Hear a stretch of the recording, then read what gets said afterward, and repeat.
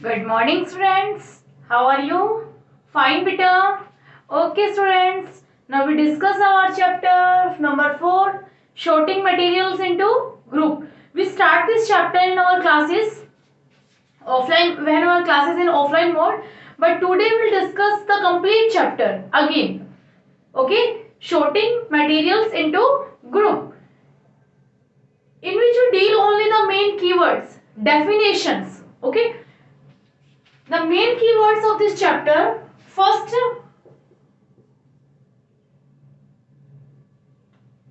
First आपने की थी that is lustrous object, lustrous material. Second आपने की थी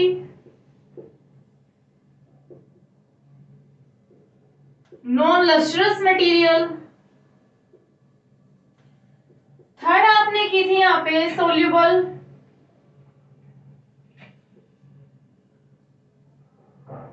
सब्सटेंसेस. फोर्थ आपने की थी insoluble substances.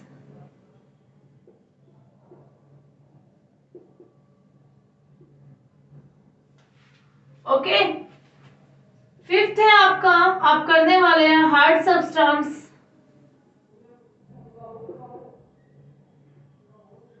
And the sixth one is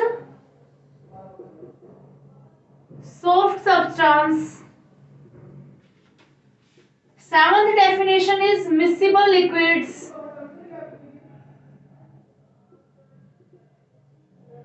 Eighth definition is immiscible liquids.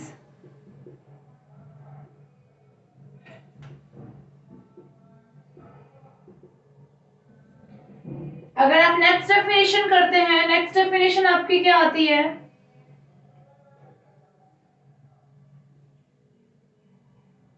Transparent,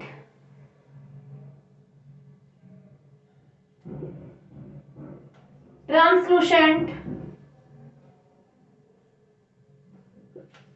OPEC. Okay, ये आपकी डेफिनेशन थी जो मेन कीवर्ड्स हैं आपके. ठीक है, हमने क्लास के अंदर लस्ट्रस ऑब्जेक्ट्स के बारे में डिस्कस किया था कि व्हाट इज लस्ट्रस मटेरियल. तो लस्ट्रस मटेरियल हमारे क्या थे? Those materials which have shining surface. Those have shining surface, those materials are known as the lustrous material. So in lustrous material we can say that those have shining surface. I write this definition in the short words, but you write this definition completely as like lustrous materials are those materials having shining surface are called lustrous material. For example, glass, metals, etc.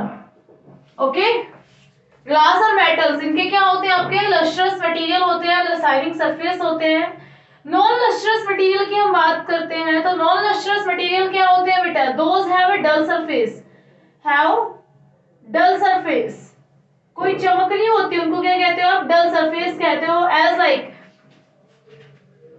As like our cotton clothes are in dull in surface, so they are non-lustrous material. Or blackboard have shining surface, so it is a lustrous material. Okay, this is the difference between lustrous and the non-lustrous material. Have dull surface. For example, अगर हम examples की हम बात कर रहे हैं, non-lustrous materials have dull surface. Examples हम करते हैं तो non-lustrous के examples क्या आपके? Wood, paper, plastics, etc. are the examples of the non-lustrous material. Then we will discuss about the soluble substances and insoluble substances. Okay, so it means those substances is completely dissolved in water. जो आपके water में completely dissolved हो जाते हैं, आप उनको क्या कहते हो? Soluble substances. And those substances which are not dissolved in water, they are known as the insoluble substances. उनको आप क्या कहते हैं? Insoluble substances कहते हैं. Simple है. So it means you write here the definition of these कि soluble substances. Those have, ये कह सकते हो आप, या विच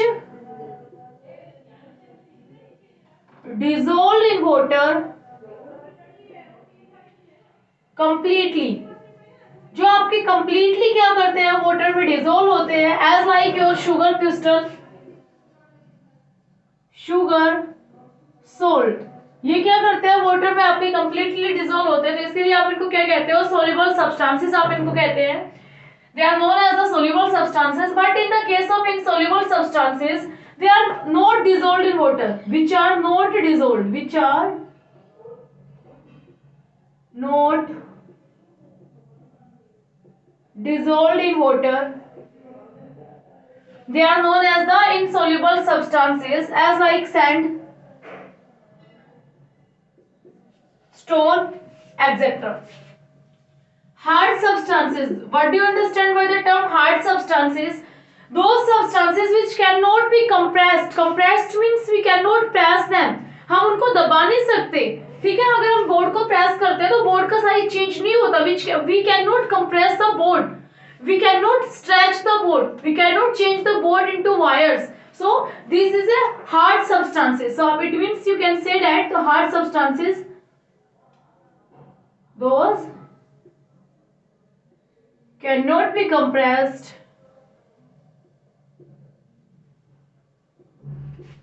or stretched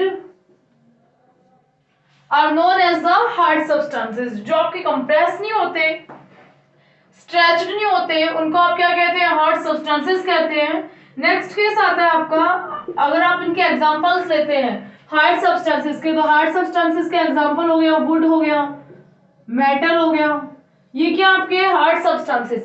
but soft substances की बात करते हैं, दे कैन बी कंप्रेस और stretch easily. They can be compressed or stretched easily are known as the soft substances, as like your rubber,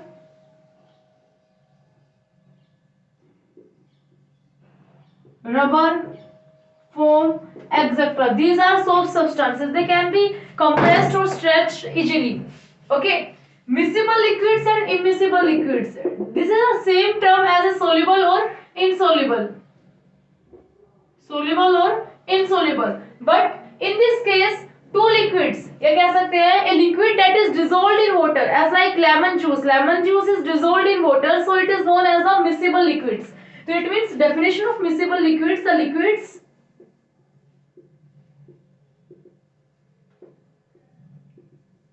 which are completely dissolved in water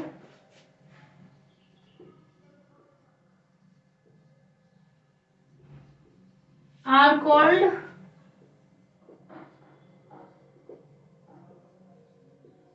miscible liquids. उनको आप क्या कहते हो, miscible liquids कहते हो, as like lemon juice, vinegar are the example of the miscible liquids.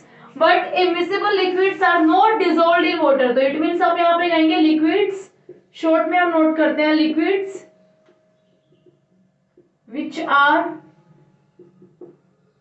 not dissolved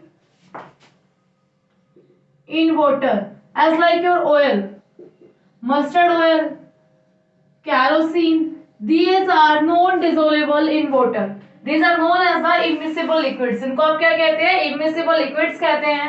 Transparent, translucent and opaque. The simple definition of these: transparent, the object which can, ये कह सकते हैं कि आपके वो ऑब्जेक्ट जिनमें से आपको कोई भी ऑब्जेक्ट दिखाई देता है, completely you can see the objects through the transparent object. So it means